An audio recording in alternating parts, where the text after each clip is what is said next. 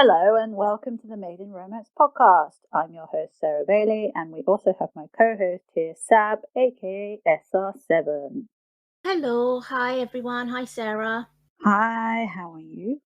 I'm very well, thank you. How are you? I'm good, man. All Good. good in the hood. Great. Yes, indeed.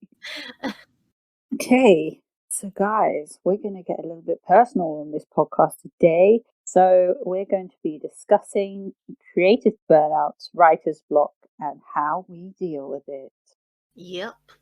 We're going to go full into how we deal with these situations. Yeah. And by all means, we're not experts, but we have our ways. Yes, and we've had personal experience of this in this year, so I thought, oh, what a better time to talk about it. Mm-hmm. Okay, so I guess I can start. Go ahead. Okay, go ahead, Sarah. Okay, so if you follow me on social media, you will know I went through hell I've been through hell for the past, how many months is it? I think it's been since April or May, hasn't it? It must be. Oh gosh, if you're gonna go into a whole months and stuff, it's all a blur. Let's just be. Yeah, ever since I kind of finished up with the Devil Syndicate, and then I wrote Our Darkest Hour, and then I started writing Our Darkest Path, and then everything went to shit for me. That's the truth of it. I'm not gonna lie. Everything went to shit. No sugarcoating, just straight up. Everything went to shit. Everything in my writer life anyway went to shit. Jeez. So I'm gonna go full in on how I what happened and how I dealt with it. So as I said, one of the reasons I think this happened is because I wrote essentially 6 books back to back, and that is quite a feat.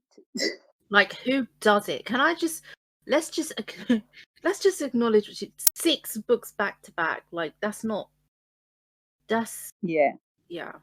I mean, the Devil Syndicate books were roughly about 74,000 words each, and then Our Darkest Hour turned into a monstrosity of 122,000 words.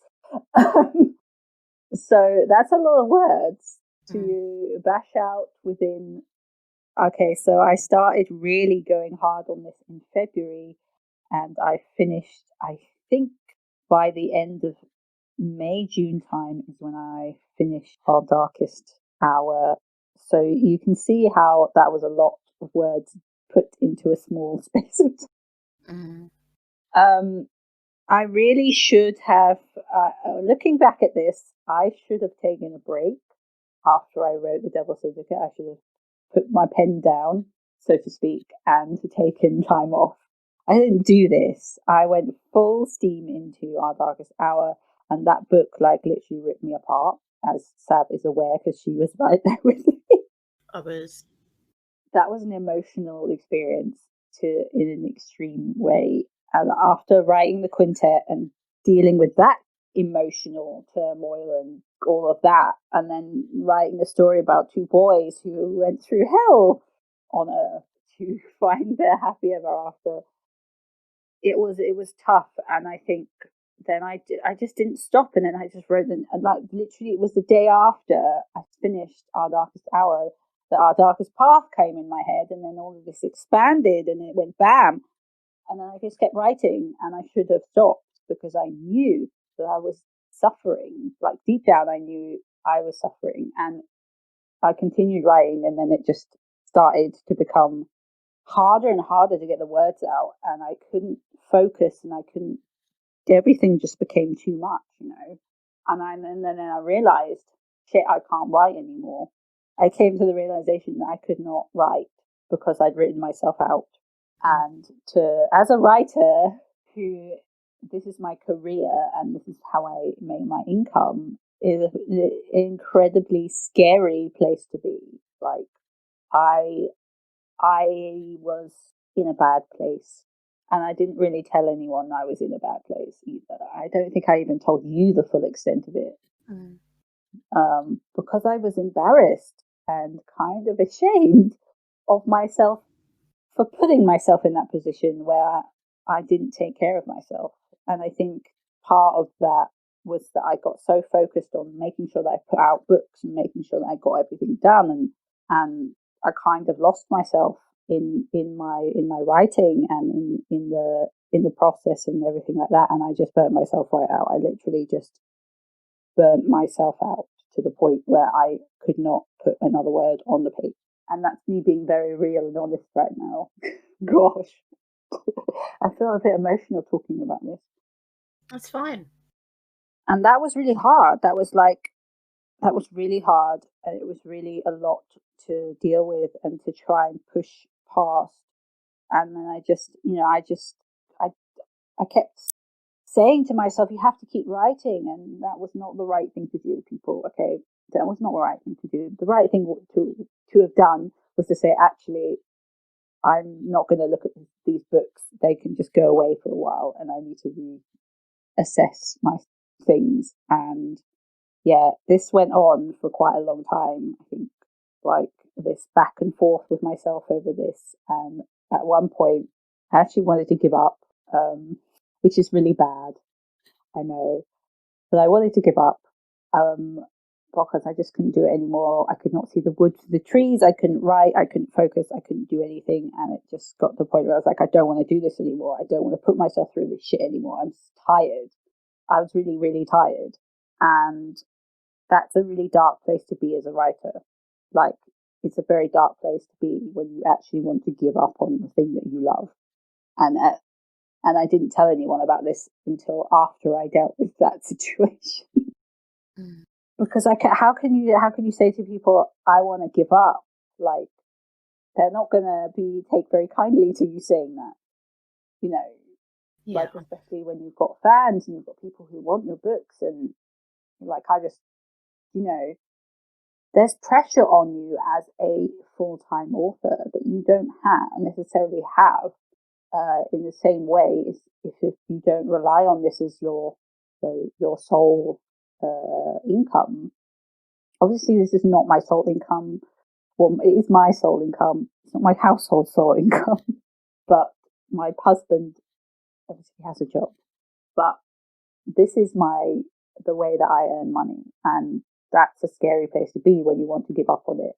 And, it was not nice. It was unpleasant. And I just kind of took a step back and I said, you know what, Sarah, sort your life out. You can't do this to yourself. You can't, I couldn't give up. Two, I couldn't just, go, I needed to work out how to get through this. So I took some time out and I I didn't write. I reassessed things. I took a break, and it's taken me, Jesus, like 2 months or maybe more to actually get back into a state where I could start writing again. Like, or consistently writing, if that makes sense. I was still writing, but consistently writing every day, or almost every day. And I just had to kind of dig in myself and take a break and look after myself. And it affected not just my writing life, it affected my personal life, it affected everything. And I had to it was hard, and everyone's going to deal with this differently because not everyone is like me, but I just have to kind of find my love of writing again and write for myself and not write for any other reason than the fact that I love to write. And you'll know that I found writing Our Darkest Path, which is coming out very soon, one fucking hell of a difficult thing, because when you've gone through a creative burnout, you begin to doubt everything. You begin to doubt your ability as a writer. And so I doubted every single thing I wrote in that book. And that's terrible to think, because I know it's a really good book. And obviously you have told me it's a really good book. Mm-hmm. But because it was written during my worst point, a lot of it, there's that all that doubt sinking in, and I'm like, oh shit. Now, guys, I have to say I'm okay. I'm writing the next book, and I'm feeling a lot better about it. I'm feeling more confident. I found my mojo again. But my point in talking about this is what I experienced in a creative burnout was possibly the worst experience I've had as a writer, like ever. And it's my lesson that I would take away from this is to look after myself and recognize that I can't push myself to breaking point, because that's not healthy. It's not a way to live, and it's certainly not good for me, anyone else around me, to be in that state where my life is completely just about being in a world, or my character's worlds, because it's not healthy, guys. And I don't do that. Just don't do it. Just don't.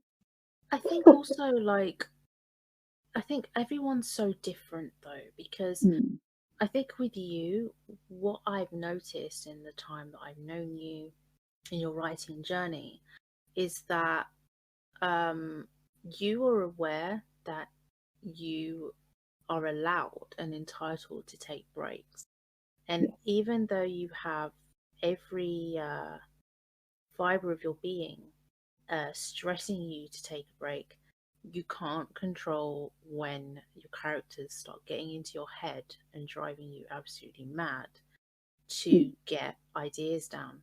And I think what happened here after you finished The Devil's Syndicate was whilst you were writing the last book, I remember you had to basically repress Aaron and Reese.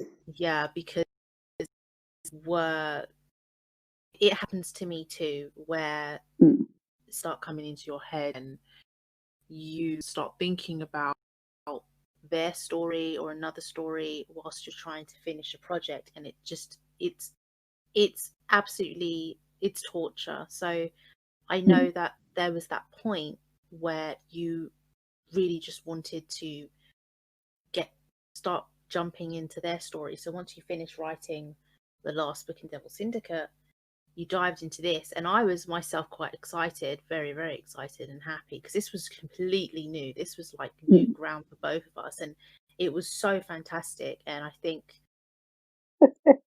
I think as a friend, perhaps I should have thought to myself, maybe Sarah should actually, maybe she should take a step back and not dive straight in. But at the same time, I myself know and witnessed that you were just excited to get this story out, but then obviously at the risk of your own health and well-being, because this was the fastest that you'd ever written, and such a big book.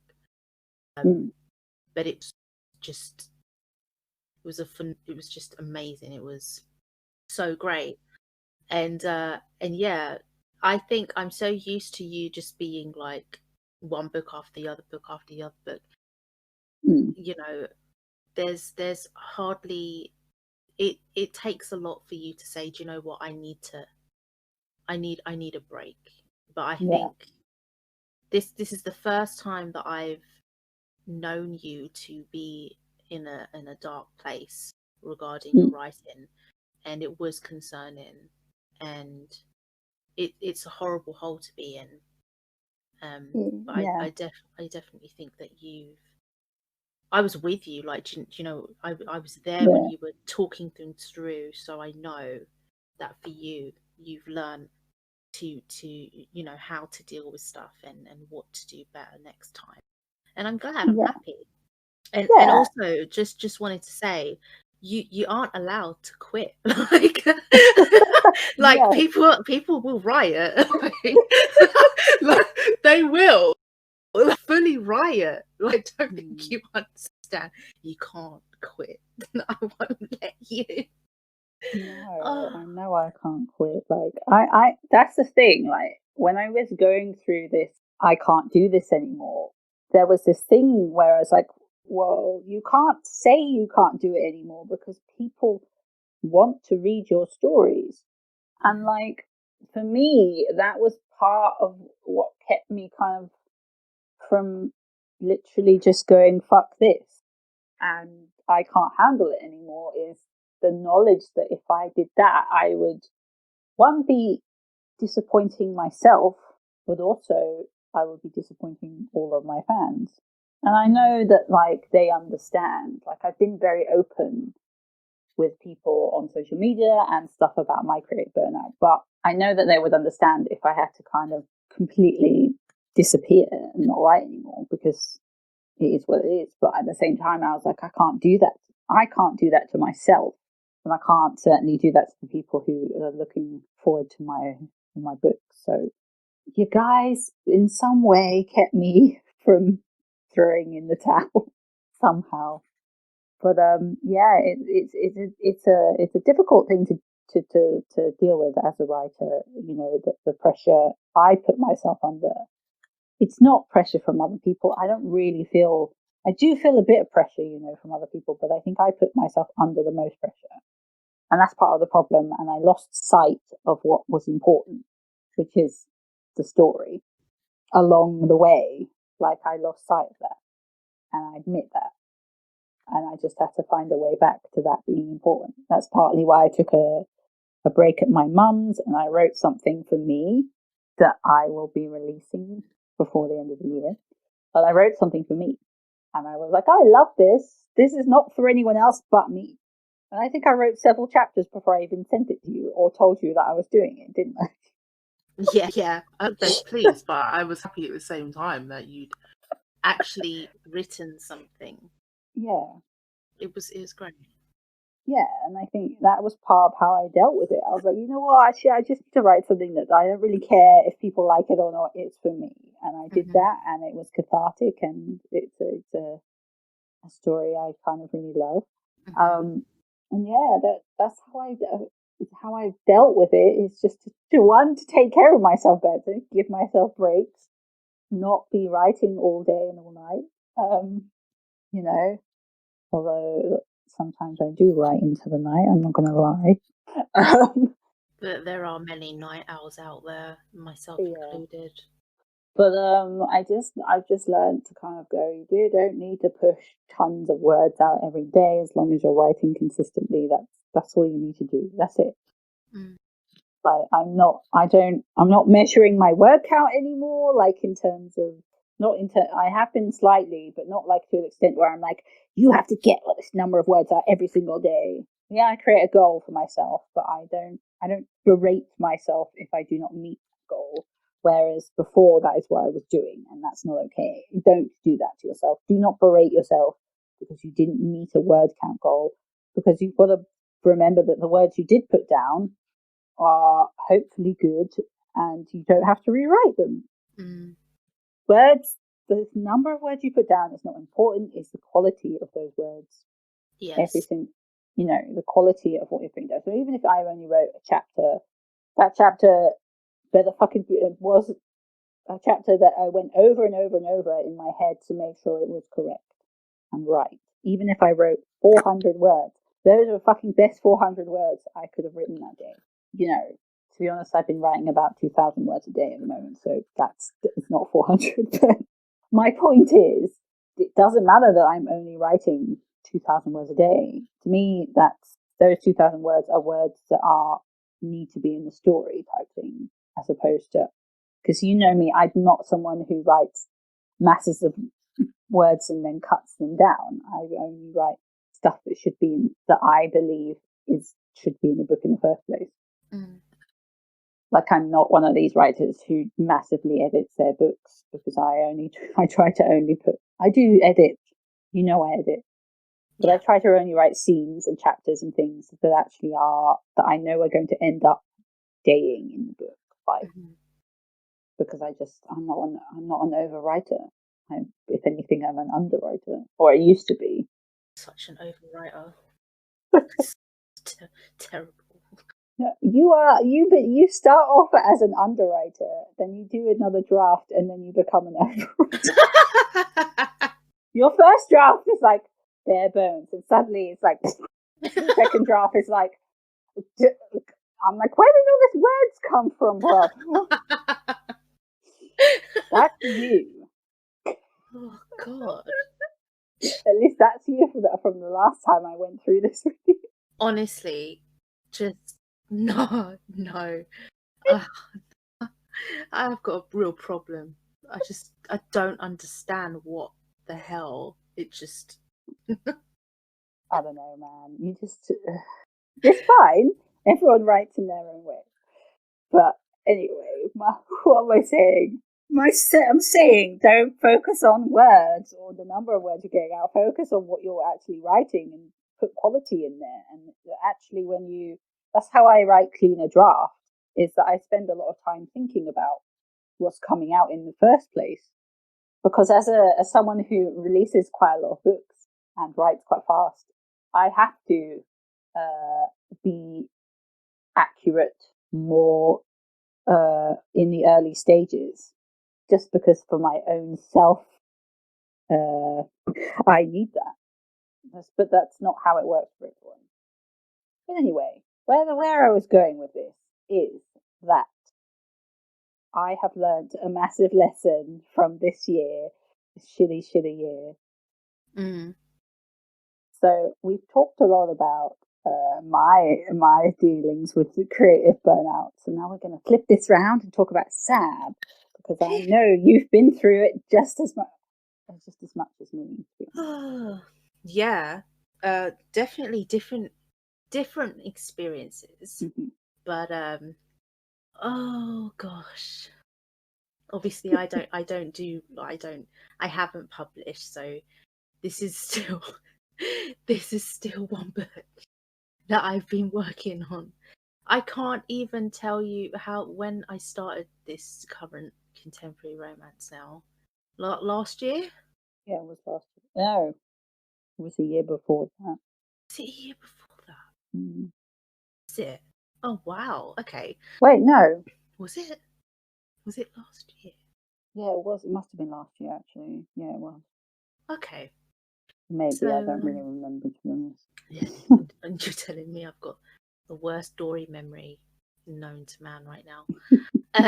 Yeah, so this oh god, the burnouts, and just I think it's less about, because I have experienced creative burnout. I think every writer's experienced creative burnout and problems. And I think for me, it's my problem is working on something and having that moment of I don't know what I'm doing to I know what I'm doing, I know what I have to do, and then I go through a period of maybe three months, maybe 4 months of strictly like writer mode. This is when like I finish work and then I'm straight into edits, and sometimes like at lunchtime I bring my laptop to work, and at lunchtime I go straight in there. It's like my mind kind of just says, you're in writer mode, you know what you need to do, and you're determined to do it.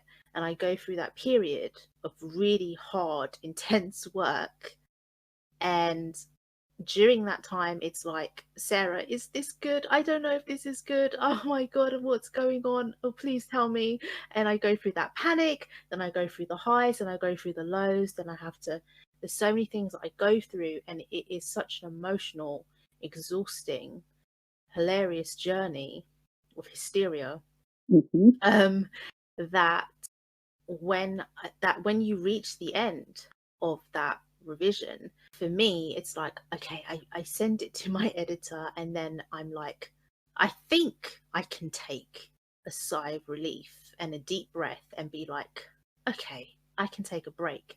Now the problem is, I know, because my editor gets things done within like a month, so like that's the kind of time period. I know that for that month I should really just take a breather and just chill. The problem is, what happens is I start to get incredibly restless. I start to feel like I should be working on something else, or I should be doing something creative, even though I'm fully entitled to use this period as a breather, as a break, to just, chill. But I tend to basically start to scratch my head and be like, yeah, everyone's working on something and I'm just here like, oh my gosh. And the anxiety starts to build because I don't know what the feedback will be like. And this happens to me more often than I'd prefer not to. But just towards like maybe a week before I know that I'm going to get my manuscript back, I start to feel creative and I start to be inspired to create something. And then just when I've psyched myself up to be creative, I get my manuscript back. And then I'm sure I'm not the only one, because I know, Sarah, you can't relate to this because you don't have an editor who does this for you. I'm sure that others who does have editors or critique partners and can relate to that dreaded feeling of getting your manuscript back and not knowing what comments have been made. And I'm always terrified. Like I legit think what happened, Sarah, last time when I got my manuscript back in September, I was like, I don't want to open this email.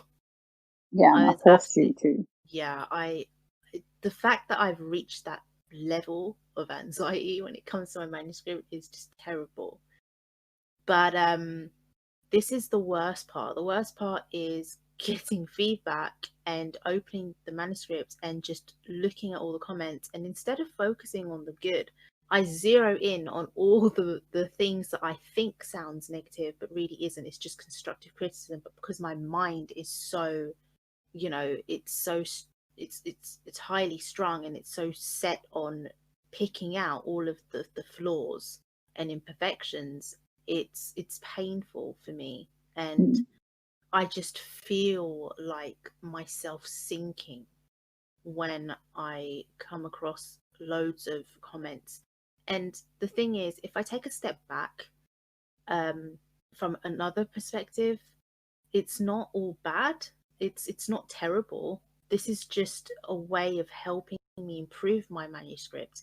But for me, it's like the worst thing in the world. And my editor's amazing. Like, she's worked with me for years, and she's very good at what she does. And we always video call when she sends me back the manuscript. So before I send her a manuscript and after she sent it back to me, we video call and we just have a little chat about it. And she is a writer herself, so she gets it, she understands, and she knows exactly how I feel. And but she always stresses to me not to dive into editing straight away.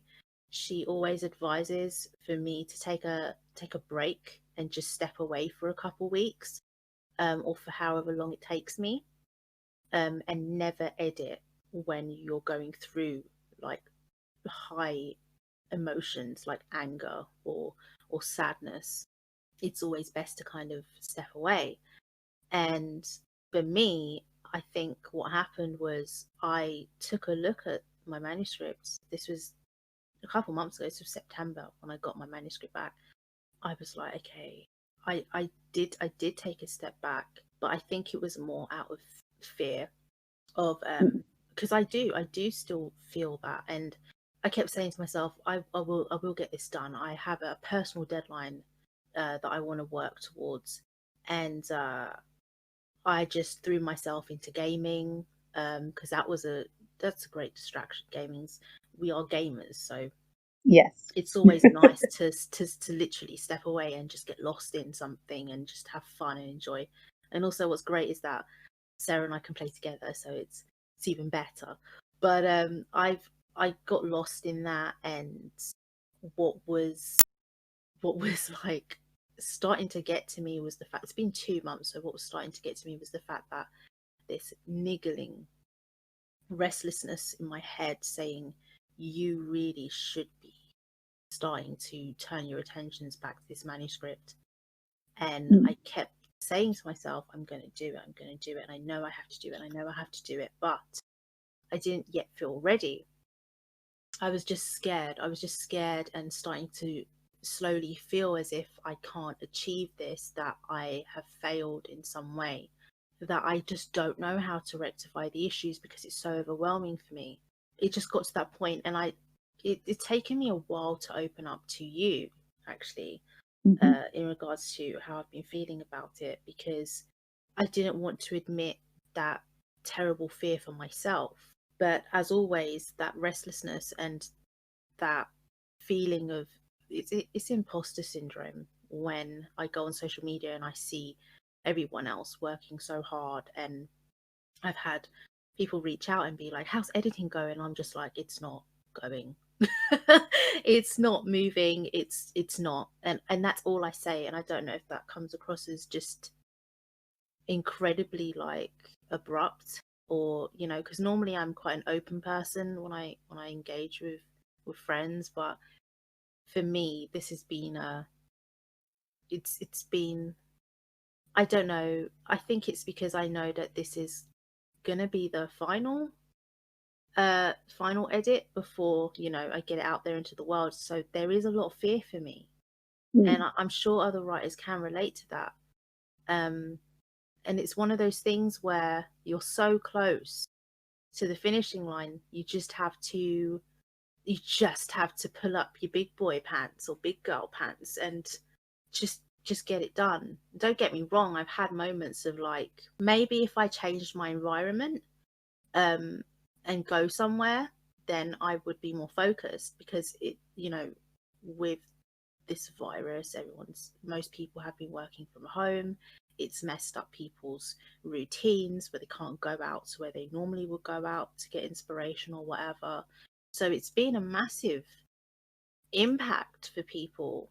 And for me, I had a routine where every other Saturday I would go to my tea room down the road at 9 a.m. I'd be the first person there. I'd order my pot of Earl Grey, and I'd have my laptop, and I would get stuck. I put my headphones in. I would get stuck in writing or editing. I would reread what I've done, and I would get stuck into it. And I'd do that for a good maybe 3 hours, and that was my healthy routine. But I didn't have that anymore because places were closed, and there's social distancing in place, and Mm. hours have changed. So it's like I was kind of stuck, and I can't even go to libraries. Everything's kind of changed, and it's about adapting. And I think this is new for me to feel this way. I'm very nervous, but I know that I have to get it done, and I know there's no shame in asking for help either. No. Um, and I that's something that I've learned as well. If anything, I've learned that I can ask for help, and it's okay. There's no shame in that. And also, I'm so hard on myself, just like the way that you put pressure on yourself, because you constantly think about people who are waiting on your stories and your books. Mm-hmm. I think about letting myself down and reaching my own goals and just wanting to feel good about myself, because I kept saying I can get this done and I can get this published by this year. But now, after the reflection, realistically, there's no shame in reevaluating and being realistic about goals and what Mm. works for you, because we're living in a time now where no one knows what's going to happen. No one knows what's around the corner. Things are changing so often and so quickly that you don't know where you're coming or going. Things don't seem to necessarily go to plan as you thought something Yeah. would. So yeah, so me saying that I'm going to get this done by this year, I've had to reevaluate that and accept, do you know what, I will get this done when I'm happy with it. There's no Mm. rush. And I've said this to another writer, where and you've said it in this episode, it's not about quantity, it's about quality. And I have to feel comfortable with this story, and I want it, as I owe it to myself and to anyone who will pick up my book, to get it at a standard that, the kind of the best kind of standard. Like I want to be happy with it. I want to be 100% happy with it. So yeah, Yeah. I, it's, that was really long. I just feel like I've spoken for ages, but No, it hasn't. it's It's quite, fine. do you know what? I feel better after getting that out. I feel like Yeah. I needed to, I've learned, the same way that Mm. you've learned how to deal with, you've learned lessons. I Yeah. think I've also myself learned lessons too. It's, That's very true. yeah, it's nice. So Mm. the takeaway is there's no shame in asking for help or really reevaluating your goals. Yeah. Yeah. That reminds me of a conversation I remember us having with each other when we were both going through this situation where I was opening up about my real feelings about my creative burnout, and you were going through this.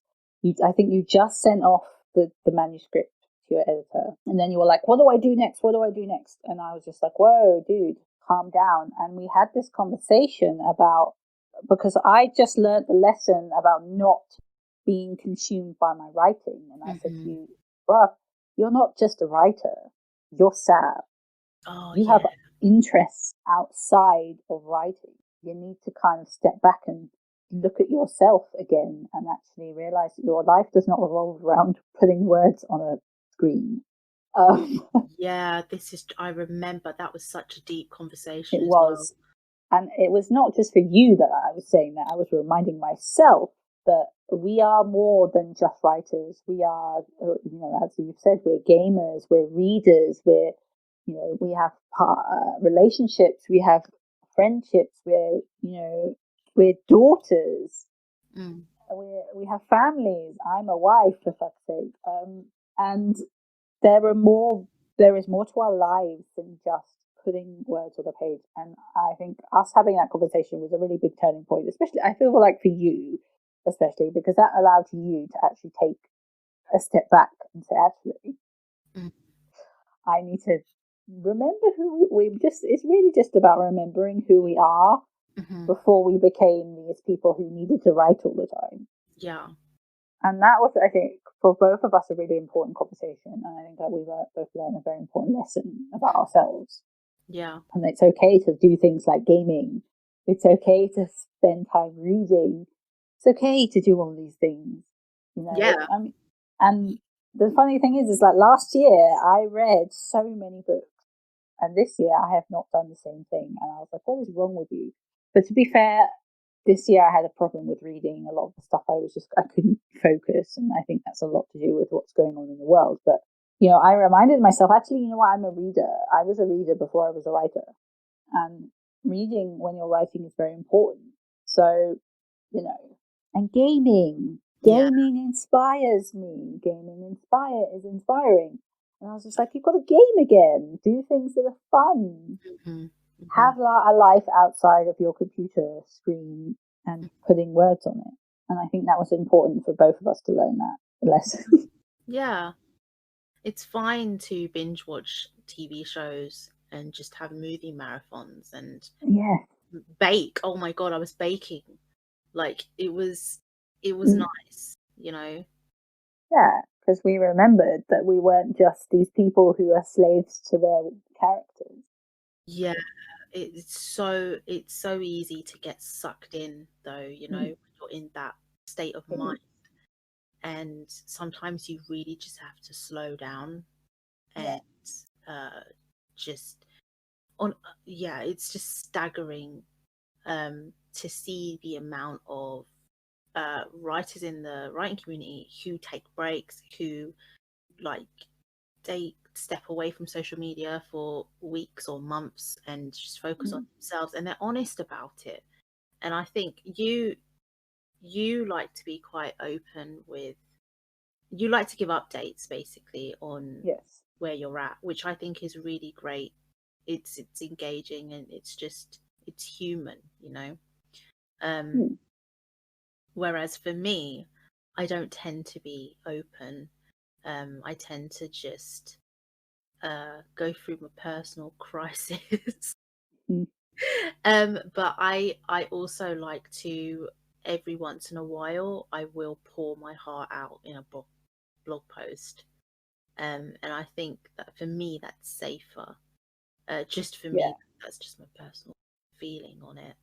But I just think it is healthy to get your feelings out about writing and to let people know, whoever is interested in knowing, because there will be someone who can relate, who will reach out and be like, I read your blog post, or I saw your story, and I totally understand and I get it. And I think that's what's also great, is that the writing community is really lovely. There are writers who do reach out and who you can relate with, and it's just nice to know that you're not on your own in feeling stuff. it is. Another reason I do these updates now is actually to remind myself that I'm still human. Hmm. Because it's like, I mean, we joke about you being a machine, but you are. yeah, I am human.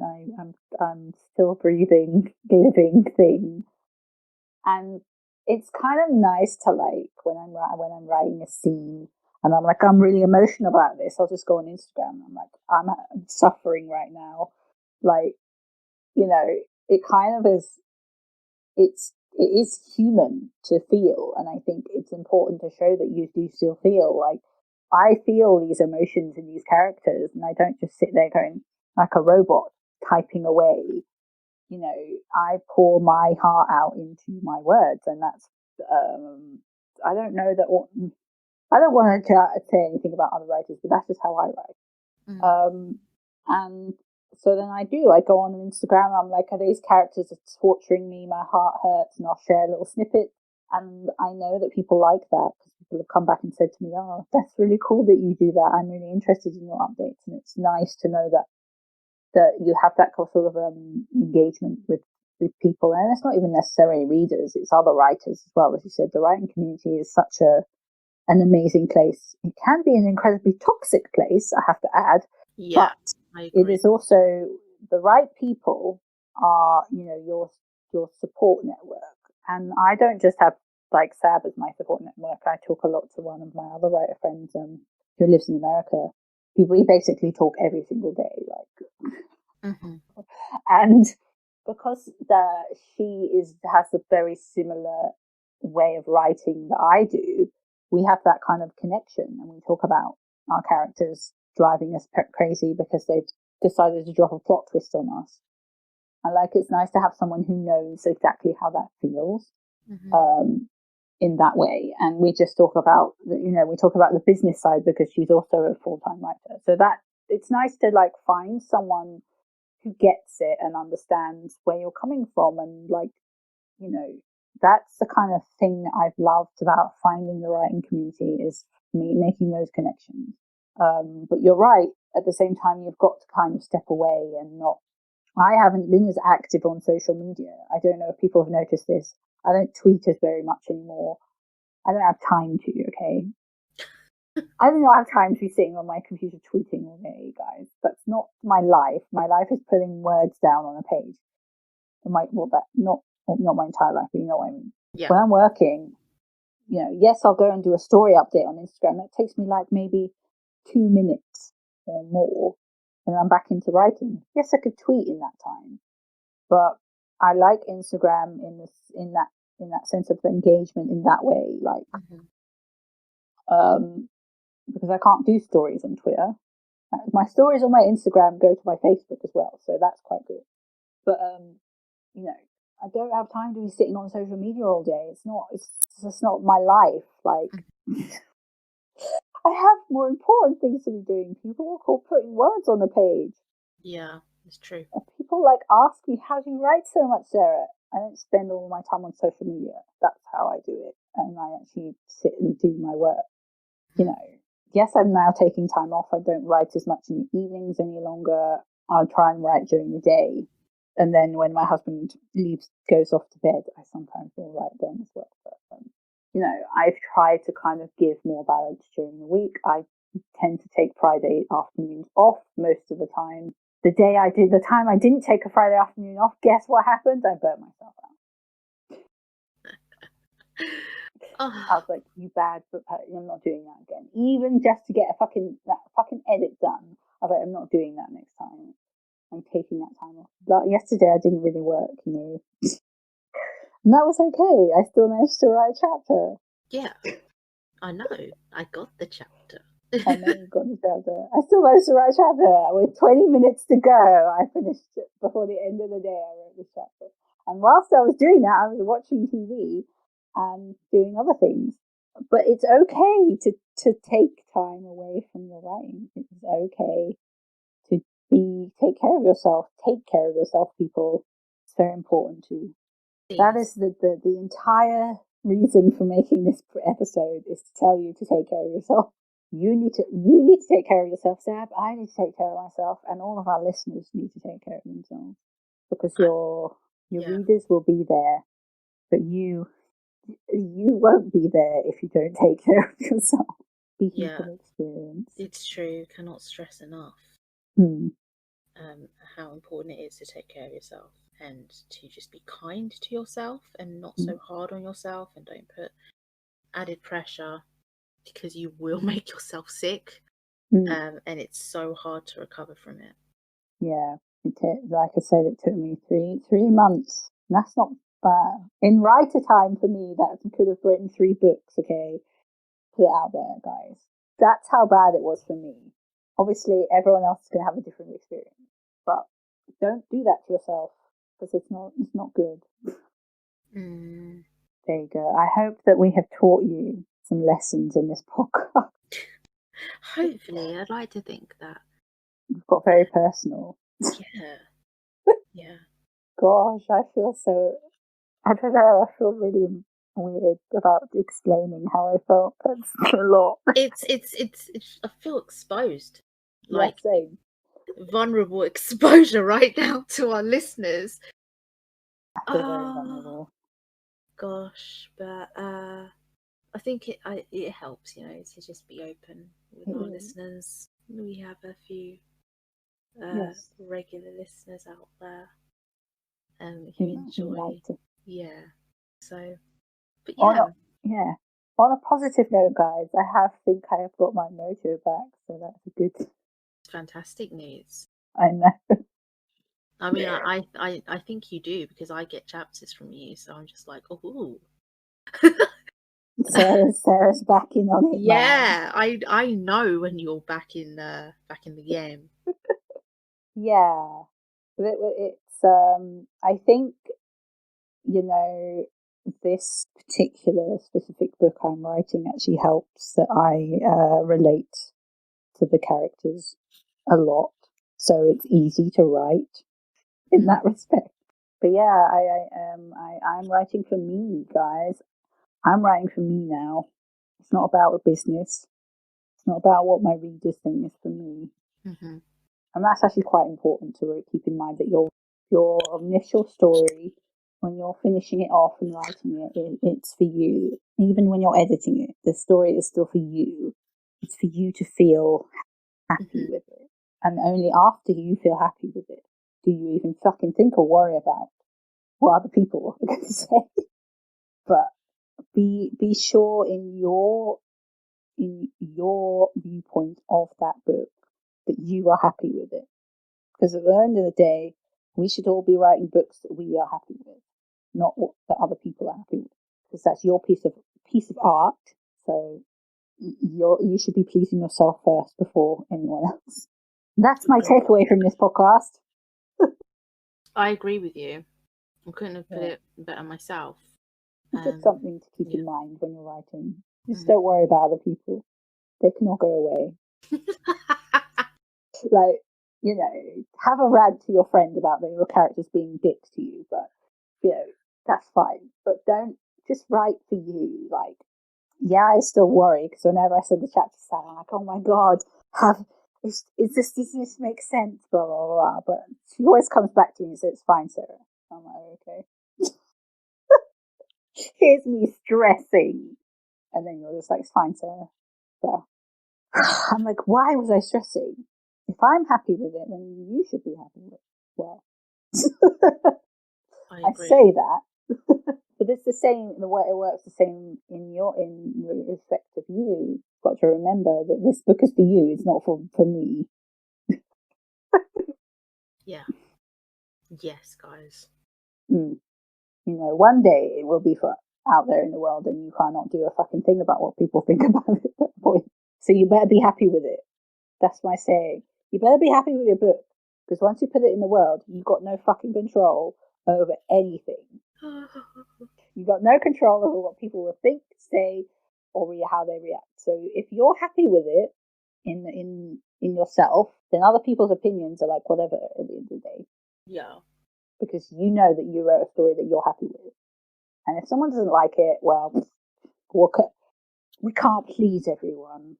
You know what I mean? You just can't please everyone.